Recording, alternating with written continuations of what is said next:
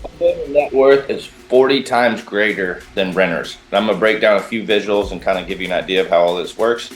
But before we get into all that, please like, comment, subscribe, share. It really helps the local channel grow and get it the reach and audience that it needs for the right people to see this stuff. So let me go ahead and get into screen share. Yeah. And get everything going real quick. So this is the graphic I want to go over here briefly. Just that shows you like the difference in how much homeowners have through a different story, a study from the Federal Reserve based on the net worth of homeowners compared to renters on everything. And I really wanted to break down, why this is, how it works. And then at the end of this, watch till the end, you'll see that where this is coming from, it'll make a lot more sense, especially with higher interest rates going on right now. And people kind of concerned about like, is it the right time to buy a house? Like, should I be buying a house right now? With where interest rates are at, and you can make the argument that it's cheaper to rent than it is to buy right now.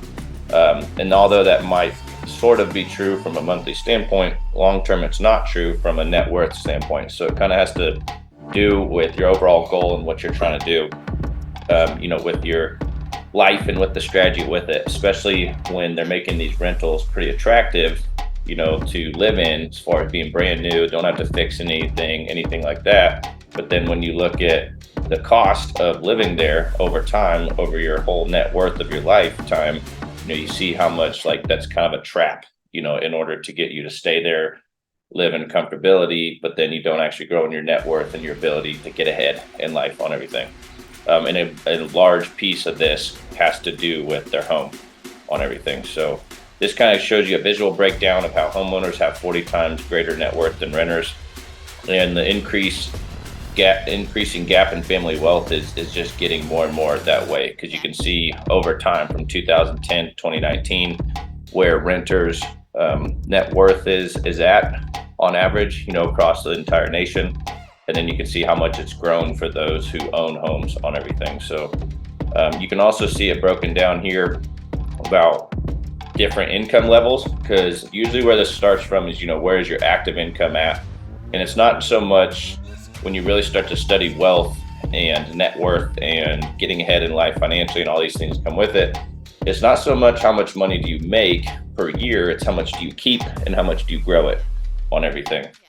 So by the different income levels, you can kind of start to see the differences depending on where your income level is at. Like 46 people that make 46 to 74K have an owner net worth of about 191K on average.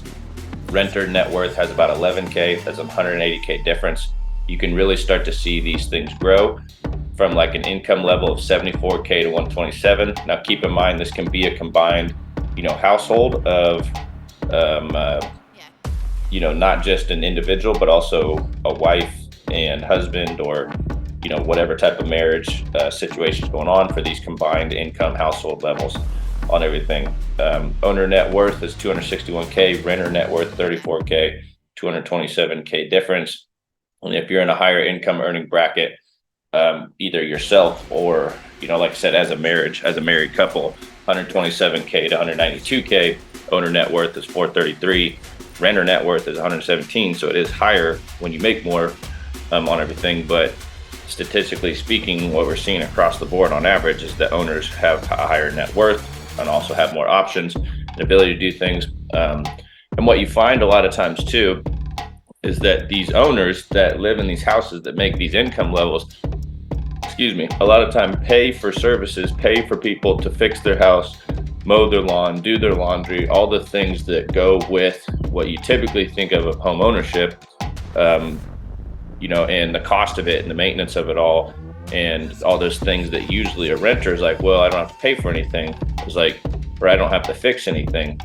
And then that is somewhat true, but where do you think that landlord is getting the money to fix your stuff on everything? So you kind of got to look at this of like, nothing's free. Even though it might be easier, it doesn't necessarily mean it's better on everything. And a lot of it comes down to the fact of, if you make more money, honestly, it solves a good amount of your problems or these issues. But if you're too short-sighted on trying to stretch your dollar too far, the truth is most people need to make more money and a lot of them are making more money. If you look at the rising income levels of people in this country, more and more people are making more money. It just comes in the form of different digital skills, different services, different ways than it has been in the past through a mechanical, traditional way of making money. And then obviously if you make more than $192,000 a year, those owners' net worth is about $1.6 million compared to a renter's net worth of $705. The difference is $895. So obviously these are averages spread across the board. Each person's individual situation is different, but for the most part, homeowners who buy property and buy houses have the highest net worth in America.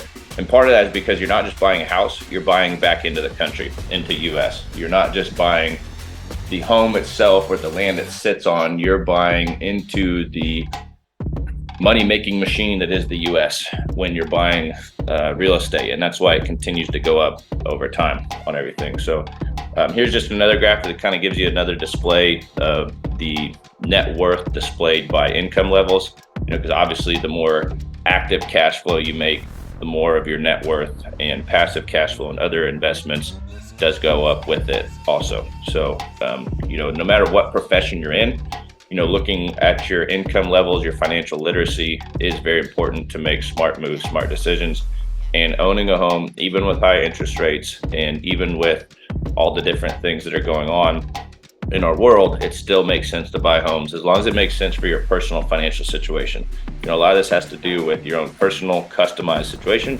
If you'd like to reach out and discuss more of your personal situation in a confidential client way, I'm here to help you through all of that, and I'd be happy to have that discussion with you.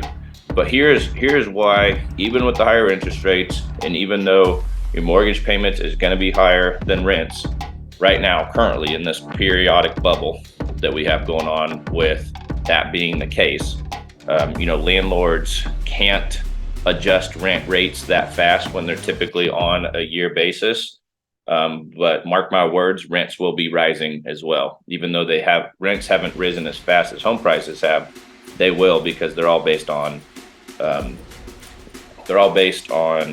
interest rates. And even though those landlords got an interest rate at a certain percentage, all the new rentals that will be bought will be coming in at a higher rent rate, charging higher rent that will get paid, and then all the other landlords will adjust as well. So the rent prices usually lag behind home prices, because home prices are more malleable and change and move faster and quicker than rent prices do on everything.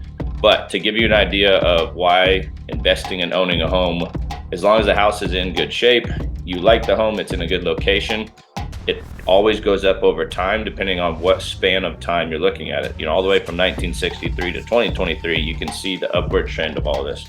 Yes, there are a few times where it has gone backwards, with 2008 and 1990, which I was 2 back then. But at least it's good to study history and to understand over time where home prices have gone historically throughout all of this. So even when we had a quote unquote crash, you can see down here where we did have a slight dip, but then over time everything went back up. So as long as you're in a solid financial situation and you can own the home and it's a good home and you take care of it, like, it always goes up over time. It's a very safe, sure bet, even with higher interest rates on everything. And obviously if rates come down later, you can always refinance the house on it all.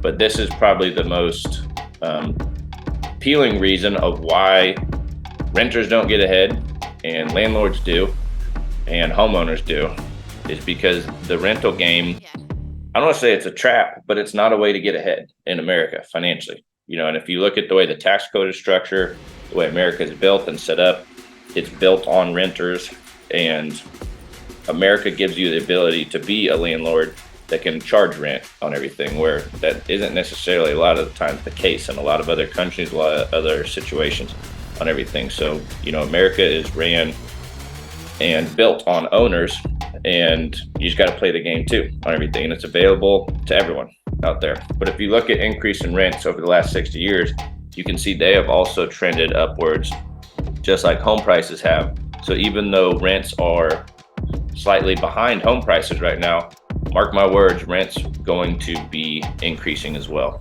And what we've honestly seen a lot is people moving from other bigger, higher price markets to smaller markets like Wichita. And we love getting those calls, love getting that information on everything.